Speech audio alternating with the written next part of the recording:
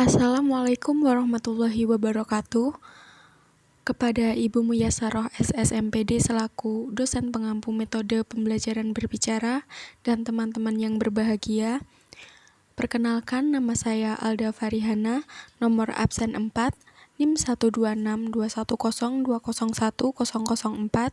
Di sini saya akan mempresentasikan tentang kriteria pemilihan metode mind mapping dalam pembelajaran berbicara di jenjang SMP. Untuk yang pertama, saya akan menjelaskan tentang latar belakang pemilihan metode ini. Pada hasil observasi dari peneliti, menunjukkan bahwa sebagian besar siswa mengalami kesulitan dalam keterampilan berbicara. Keterampilan berbicara yang masih rendah disebabkan oleh faktor internal dalam diri siswa, yaitu yang pertama, siswa kurang aktif dalam pembelajaran berbicara karena metode yang digunakan oleh guru kurang inovatif. Yang kedua, evaluasi untuk pembelajaran berbicara jarang dilakukan sehingga siswa tidak terbiasa untuk berlatih berbicara dan menganggap kegiatan berbicara merupakan hal yang mudah. Terus yang ketiga, dalam berbicara di depan kelas, siswa kurang mampu mengorganisasikan perkataannya sehingga pembicaraan tidak terstruktur. Yang keempat, dalam kegiatan berbicara, siswa merasa tegang, gugup, malu, dan kurang rileks. Kondisi ini akan mengurangi kualitas tuturan mereka. Yang selanjutnya, siswa kurang bisa merangkaikan ide dan gagasannya secara lengkap, sehingga mereka sering lupa dan tidak fokus dengan apa yang akan mereka sampaikan saat berada di depan kelas. Berdasarkan latar belakang permasalahan tersebut, diperlukan suatu pemecahan yang dirasa efektif untuk meningkatkan keterampilan berbicara siswa SMP bagi peneliti.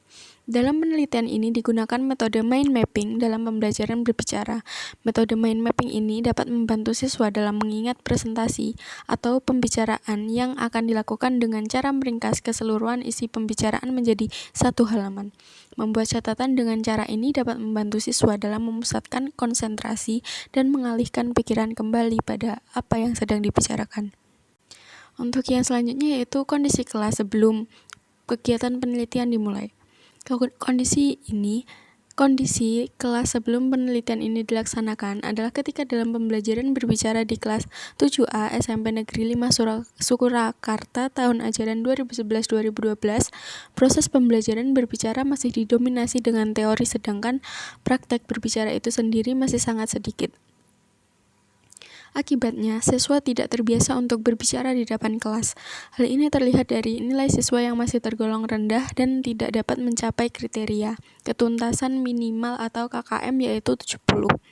Sebanyak 10 dari 32 siswa atau sekitar 31,25% siswa sudah mendapatkan nilai di atas batas minimal, sedangkan lebih dari separuh siswa yaitu 22 dari 30 siswa atau sekitar 68,75% belum mendapatkan nilai mencapai batas minimal atau KKM untuk keterampilan berbicara mereka.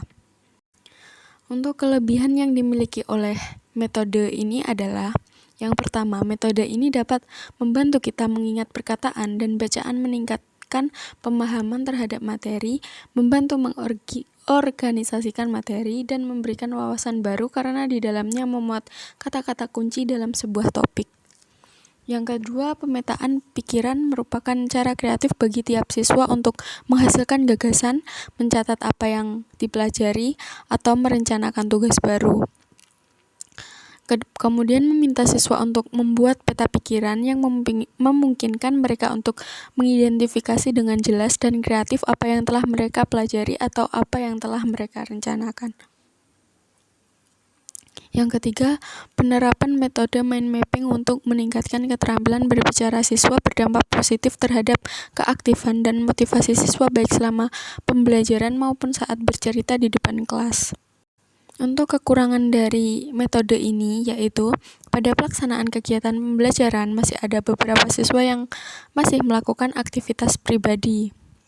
Jadi untuk pembelajaran mind mapping ketika dilaksanakan presentasi, siswa cenderung asik sendiri dan ngobrol dengan teman sebayanya. Untuk yang kedua, siswa kurang bertanggung jawab terhadap tugasnya saat bercerita di depan kelas karena menganggap bahwa nilai yang mereka peroleh adalah nilai yang sama dengan satu kelompoknya dan hanya merupakan nilai dari gambaran mind mapping saja. Untuk yang ketiga, siswa masih kurang termotivasi saat bercerita tokoh idola di depan kelas. Yang keempat, guru masih membiarkan siswa yang tidak aktif dalam pembelajaran dan guru kurang memotivasi siswa untuk bercerita di depan kelas. Untuk langkah-langkah penerapan metode pembelajaran ini, yang pertama yaitu dilakukan suatu perencanaan.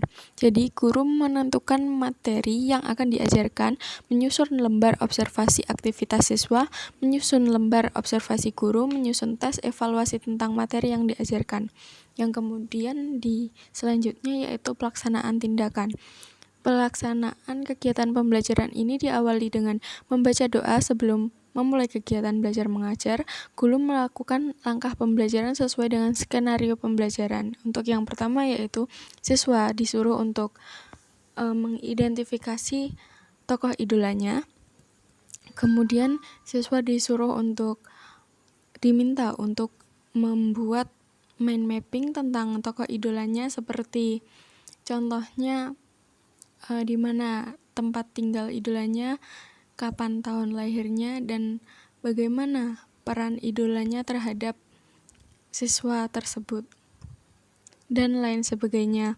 Untuk yang selanjutnya, setelah siswa selesai membuat mind mapping tersebut, siswa maju ke depan untuk mempresentasikan hasil mind mappingnya.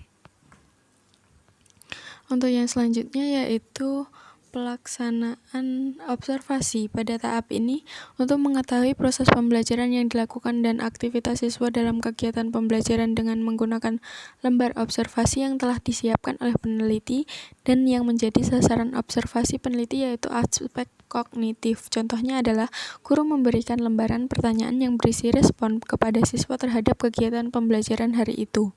Untuk yang selanjutnya yaitu refleksi. Tahap selanjutnya ini mengadakan refleksi, yaitu membahas dan mengevaluasi kegiatan pembelajaran yang baru saja dilaksanakan. Guru memberikan penjelasan dan evaluasi dari kegiatan pembelajaran pada hari itu. Sekian yang dapat saya sampaikan. Jika ada kurangnya, saya mohon maaf. Wassalamualaikum warahmatullahi wabarakatuh.